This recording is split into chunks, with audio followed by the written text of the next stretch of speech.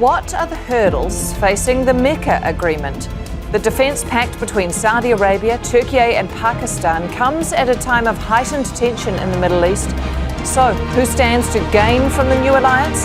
And how is it viewed in the region and beyond? This is Inside Story.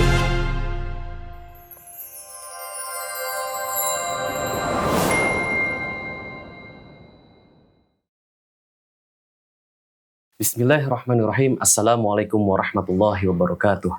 Alhamdulillahirabbil alamin. Allahumma shalli ala Muhammad wa ala ali Muhammad. Pemirsa dan sahabat media umat yang dirahmati Allah Subhanahu wa taala, kembali lagi bersama kami dalam program Voice Membongkar Isu Media Umat bersama saya Muhammad Fadilah Abdussalam. Pemirsa, fakta pertahanan bersama Mekah yang melibatkan Turki, Arab Saudi, dan Pakistan menjadi perkembangan penting dalam konstelasi keamanan Timur Tengah. Turki menegaskan bahwa fakta ini tidak ditujukan kepada Iran dan tidak menyebut Iran sebagai ancaman bersama.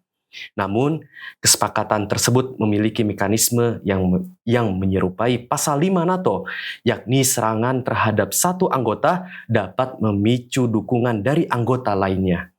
Di sisi lain, Iran menunjukkan sikap skeptis. Sejumlah pejabat Iran menyebut fakta tersebut tidak menjamin keamanan Arab Saudi dan bahkan hanya sebagai kesepakatan di atas kertas. Menariknya, Turki juga membuka kemungkinan memperluas keanggotaan fakta dengan Mesir disebut sebagai mitra alami. Karena itu, yang menarik untuk dikaji bukan hanya pernyataan bahwa fakta ini bukan untuk Iran, tetapi juga apa kepentingan strategis di balik pembentukannya, bagaimana posisi Iran, dan kemana arah konfigurasi keamanan kawasan ke depan.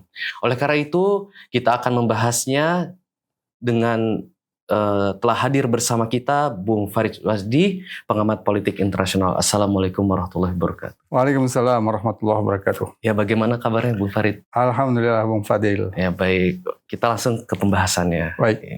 Ya. Secara objektif, apa faktor utama yang mendorong Turki, Arab Saudi, dan Pakistan membentuk fakta pertahanan ini? Dan mengapa kesepakatannya menggunakan mekanisme yang menyerupai pasal 5 NATO?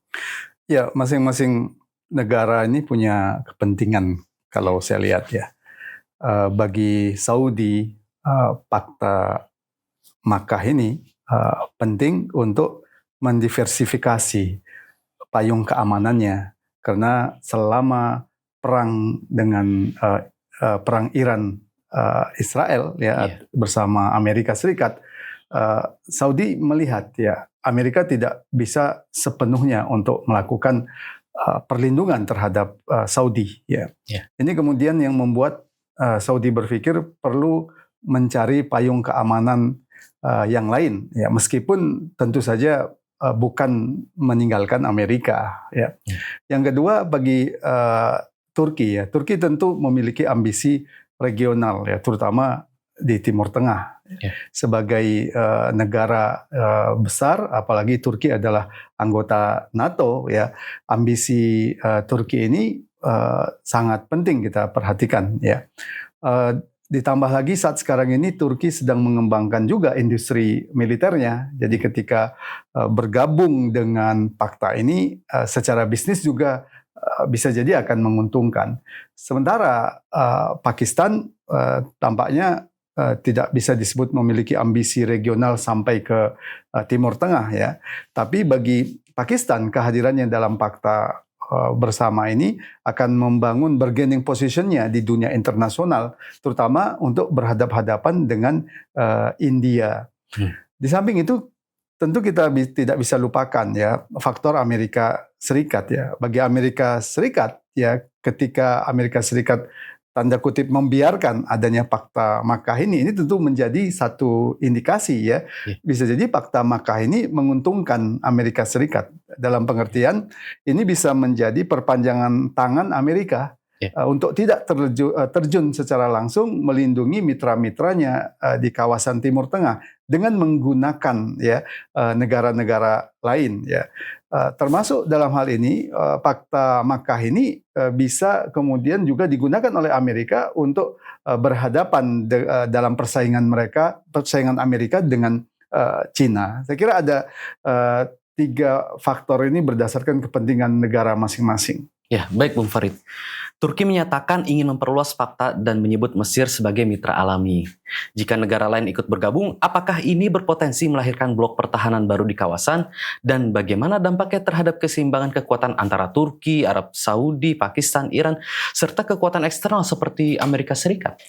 Ya, yang pertama seperti saya katakan tadi ya, ketika Amerika cenderung membiarkan ini, bahkan Donald Trump nyaris tidak memberikan komentar setahu saya ya. Oke. Ini menunjukkan sebenarnya fakta ini adalah fakta yang direstui oleh Amerika Serikat ya, walaupun tentu ini juga mengkhawatirkan Israel ya. Ini yang pertama. Dan kemudian yang kedua, untuk sampai pada tingkat seperti NATO ya, ini tentu butuh waktu yang panjang ya. Kalau kita lihat kan NATO itu ada komando bersama gitu, ada mekanisme operasional yang sudah rigid ya. Kemudian ada intelijen bersama, pertahanan udara bersama, termasuk pelatihan bersama. Ya, ini yang kemudian tidak membuat fakta ini mirip dengan NATO ya. Karena itu mekanisme yang lebih detail ini sangat dibutuhkan ya. Termasuk bergabungnya Mesir tidak kemudian membuat ya fakta ini menjadi lebih kuat lagi ya, kalau mekanisme operasionalnya itu tidak benar-benar terwujud ya. Apalagi kalau kemudian fakta Makkah ini meskipun beberapa negara bergabung ditujukan berdasarkan kepentingan negara masing-masing ya. Dan kita tahu bahwa paling tidak dari 3 negara yang terlibat itu masih dalam pengaruh besar Amerika Serikat. Oleh karena itu, untuk menjadi kekuatan blok baru dunia Islam, ya, apalagi dengan berharap bahwa fakta ini akan membebaskan tanah Palestina, menurut saya ini masih jauh.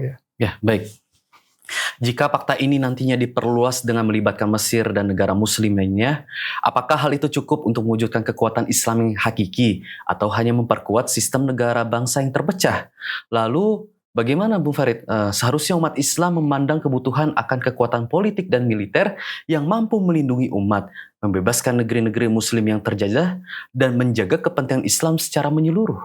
Ya, jelas umat Islam ini butuh ya kekuatan politik sekaligus kekuatan militer yang independen ya, yang tidak bergantung kepada negara-negara imperialis yang mereka ya pasti melakukan semua kebijakan-kebijakan mereka untuk kepentingan mereka ya.